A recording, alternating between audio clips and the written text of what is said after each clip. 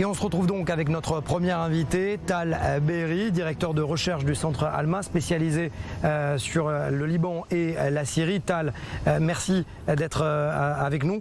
D'abord, première question, est-ce que Hassan Nasrallah a les moyens de ses ambitions lorsqu'il parle de guerre contre Israël ? En fait, le Hezbollah, c'est une armée terroriste. C'est une véritable armée. Comme tout au Moyen-Orient, il est prêt à entreprendre une action rapide et à passer de 0 à 100 km/h en quelques secondes, comme le dit l'expression hébraïque. Le Hezbollah est capable à tout instant d'entrer en guerre en déclenchant plusieurs systèmes qu'il possède, le principal d'entre eux étant les missiles et les roquettes qui sont déployés dans l'ensemble du territoire libanais et qu'il peut actionner à tout instant. Est-ce que ça veut dire que vraiment Hassan Nasrallah, lorsqu'il dit qu'il a des missiles de précision, voire des centaines, il a vraiment autant d'arsenal ? Nous savons que le Hezbollah possède quelques centaines d'armes qui sont considérées comme des armes conventionnelles sophistiquées. Combien d'entre elles sont des missiles balistiques de précision ? Ce système est basé sur des missiles Fatah 110. Nous estimons qu'il s'agit de quelques dizaines, mais comme vous le savez, il suffit d'un missile qui frappe avec précision un lieu stratégique en Israël pour créer un effet, ne serait-ce qu'un effet coup de poing, pour que le Hezbollah puisse crier victoire. Alors quand on parle d'endroits stratégiques, bien évidemment, c'est la raison pour laquelle je vous ai demandé, Tal Be'eri, de venir ici. Nous sommes au-dessus de la baie de Haïfa. Expliquez-nous où on est, pourquoi c'est un endroit stratégique pour Hassan Nasrallah. L'endroit où nous nous trouvons représente en fait le parfait exemple, à mes yeux, pour illustrer ce qu'est le défi sécuritaire de l'État d'Israël dans le nord du pays. Nous avons devant nous toute la baie de Haïfa, et pour Israël, c'est un endroit stratégique pour plusieurs raisons. Tout d'abord, en ce qui concerne la population civile qui s'y trouve, nous avons la ville de Haïfa, mais également la ville de Necher, les Krayot, Akko, Naharia. Nous parlons d'une population d'un demi-million d'habitants, voire plus, et cela ne comprend pas toutes les autres localités alentours. Nous parlons d'un pôle d'industries essentielles, de raffineries, de réservoirs de pétrole, avec pour joyau de la couronne le port de Haïfa qui s'étale sous nos yeux.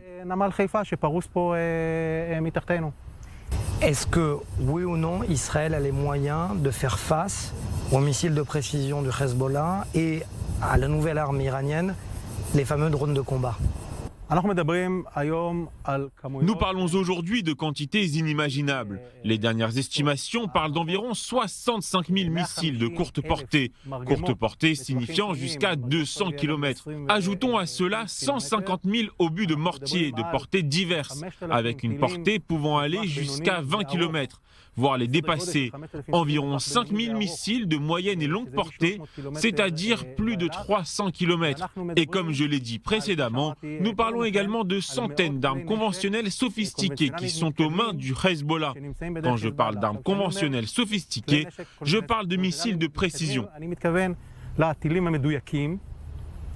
Et les drones ? Les drones, c'est autre chose. Il s'agit d'un système bien distinct. Et nous estimons que le Hezbollah possède aujourd'hui environ 2000 drones dans son arsenal, de tout type. Le système des drones du réseau du Hezbollah est en fait basé sur ce que nous appelons l'armée des drones iraniens. L'arsenal des drones iraniens, ce sont des milliers de drones, une cinquantaine de modèles différents avec 10 grandes séries, chacune ayant plusieurs modèles, de toutes sortes et de tout type. La fonction principale de ces drones, c'est d'attaquer. Avec des missiles ou des bombes, c'est de réaliser des actions kamikazes lorsqu'un drone frappe une cible et explose. C'est aussi de recueillir des renseignements, d'observer et de transmettre les informations. Il y a également des drones qui peuvent porter diverses charges pour les transporter d'un endroit à un autre.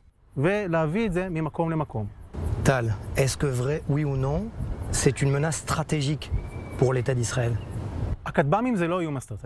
Les drones ne constituent pas une menace stratégique. Ils ne constituent pas une menace stratégique, mais c'est une menace qui, en termes de dangerosité, en termes de dégâts potentiels, est très importante. Prenons cet exemple pour illustrer. Le Hezbollah envoie simultanément plusieurs drones en direction du port de Haïfa. Et partons de l'hypothèse que la capacité israélienne à intercepter ces drones, si l'on prend en compte le taux d'interception du dôme de fer, est plus ou moins de 90%. Cela signifie qu'Israël interceptera donc, si je suis optimiste, 90% des drones. Nous avons les 10% restants qui pourront frapper tout ce que nous avons ici devant nous. Et chaque drone causera un problème là où il impactera. Il se peut que les dégâts causés au point d'impact ne soient pas très significatifs. Nous n'en savons rien. Mais pour le Hezbollah, il s'agira d'un impact énorme. Et si le drone touche quelque chose de significatif, si ce drone touche l'un des navires que nous voyons ici dans le port, dès l'impact, le port de Haïfa, qui est le deuxième grand port israélien après Ashdod, et vous voyez qu'il s'agit d'un port énorme qui constitue la porte d'entrée d'Israël. Eh bien, en résumé, le port sera fermé, tout simplement fermé et bloqué.